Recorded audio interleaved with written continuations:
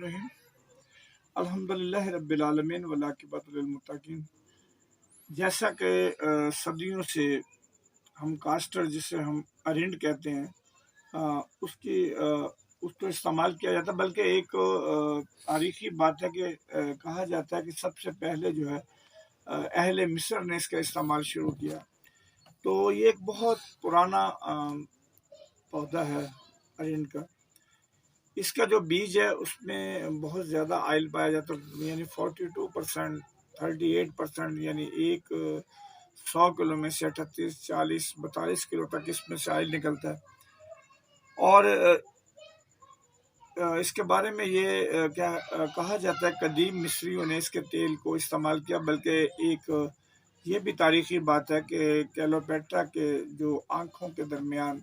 وہ جو آپ نے ہم جس کو کہتے ہیں کہ آنکھوں کی پتلیاں، اس کے سائڈ پہ وہ اس کا آئل استعمال کرتے، جس کی وجہ سے کہ وہ اس کی جو کلر تھا نا وہ پیلا ہو جاتا تھا، وہ بڑی خوبصورتی کی علامت سمجھا جاتا تھا۔ تو لوگوں کو یہ ہے کہ ارینڈ کے تیل میں بہت زیادہ فیٹی ایسڈ کی ایک خاص قسم ہوتی ہے، اور اس کا تقریباً 90% حصہ اس پر مشتمل ہوتا ہے۔ یہ اومیگا 9 فیٹی ایسڈ بھی ہے۔ اور پھر یہ ہے کہ اس کے ابتدائی طور پر جو چیزیں بڑی معمولی سی ہیں کہ جلد کی حفاظت کے لیے اس کو آپ استعمال کر سکتے ہیں، یہ اینٹی ایجنگ ہے۔ پھر یہ مدافعتی نظام کو بہتر بناتا ہے، اینٹی سوزش ہے۔ پھر یہ ہے کہ جلد کی بہت سی بیماریوں جس میں ایکزیما بھی ہے اس میں اس کو استعمال کیا جاتا ہے، اور بالوں کی صحت کے لیے بطور بالوں کو بڑھانے کے لیے اس کو استعمال کیا جاتا ہے۔ پھر یہ ہے کہ گٹھیا کے درد میں اس کی مالش انتہائی مفید ہے، بلکہ اس کا پتا جو ہے اس کو آپ سیسم کے آئل میں ڈپ کر کے اس کو تھوڑا سا گرم کریں اور وہ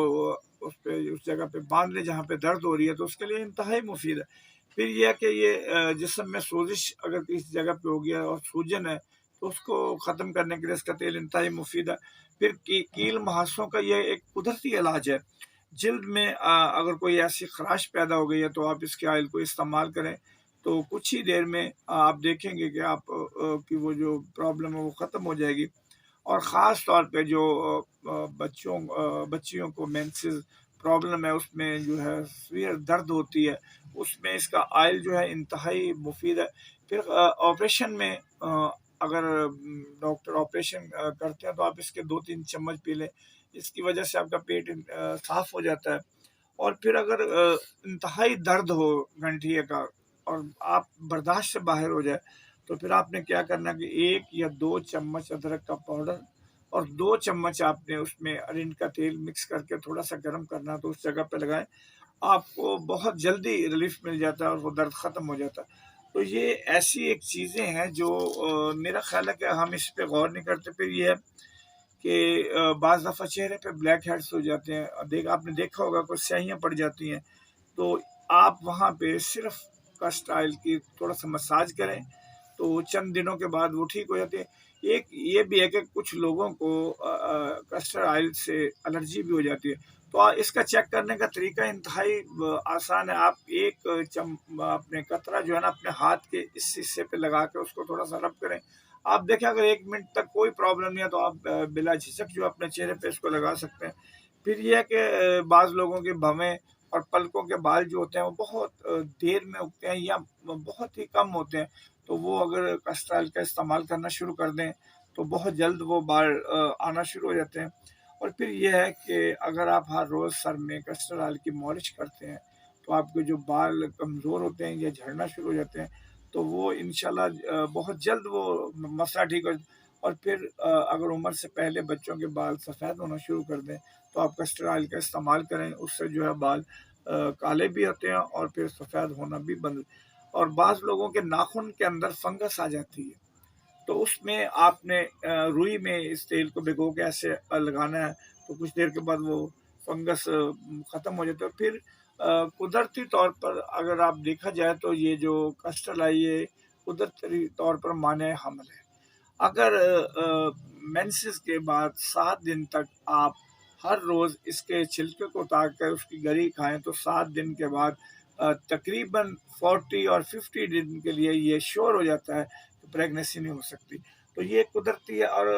یہ ہے کہ اس میں تھوڑی سی احتیاط بھی ہے کہ جو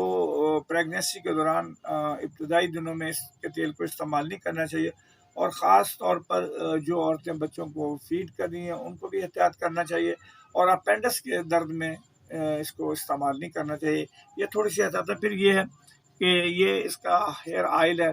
اس میں یہ دیکھیں یہ کیا ہے، سیسم ہے، اور پھر کسٹرڈ ہے اس کے، اور یہ انتہائی مفید ہے بالوں کے لیے، اس سے زیادہ بہتر کوئی بھی آئل نہیں ہے۔ اور پھر یہ ہے کہ مساج کے لیے میں نے دیکھا ہے کہ بلکہ پچھلے دنوں میں جس یونیورسٹی میں گیا تو وہ ڈاکٹر نذیر صاحب بتاتے ہیں کہ میں نے مساج کے لیے جو آئل تھا وہ میرے ایک کزن نے بھیجا، 9000 اس کی قیمت تھی، تو اس کا وہ تھا 150 ml، 150 اپنے ملی لیٹر جو تھا وہ 9000 کا تھا۔ تو میں نے پھر کہا یہ پاکستان میں ہم بھی بنا سکتے ممکن ہے، یہ مساج آئل ہے، اس میں 79% جو ہے وہ کسٹرڈ اور سیسم آئل ہے، اور اس کے بعد جو ہے نا تقریباً 18-19% اس میں لیونڈر آئل ہے، کیونکہ لیونڈر کے میں آئل میں ایک خوشبو ہوتی ہے، اس کی وجہ سے وہ ایک خوشگوار ماحول پیدا کرتا ہے۔ تو یہ مساج کے لیے اتنا بہترین ہے کہ کہیں پہ درد بھی ہوتی ہو تو آپ چند منٹ اس کی مالش کریں تو ریلیف مل جائے گا۔ تو میرا خیال ہے کہ جس ارنڈ کے بارے میں بزرگوں نے ایک بات کہی تھی کہ جہاں پہ کچھ نہیں وہاں پہ ارنڈ پردان، تو ہم سمجھتے تھے یہ پردان کا مطلب یہ ہے کہ جس زمین میں کوئی چیز نہیں ہوتی وہاں پہ آپ ارنڈ لگا دیں، اور ارنڈ کی جو ایوریج ہے وہ 75 من فی ایکڑ ہے، اور 75 من کا مطلب ہے کہ اگر ارنڈ کا ریٹ تقریباً 3 سے 4 ہزار روپے بھی اگر ہو جائے تو 75 کو آپ 4 سے ملٹیپلائی کر دیں، یہ 3.5-4 لاکھ روپے پر ایکڑ بنتا ہے۔ پھر اس میں کھاد کی بہت کم ضرورت ہے، یہ خود جو ہے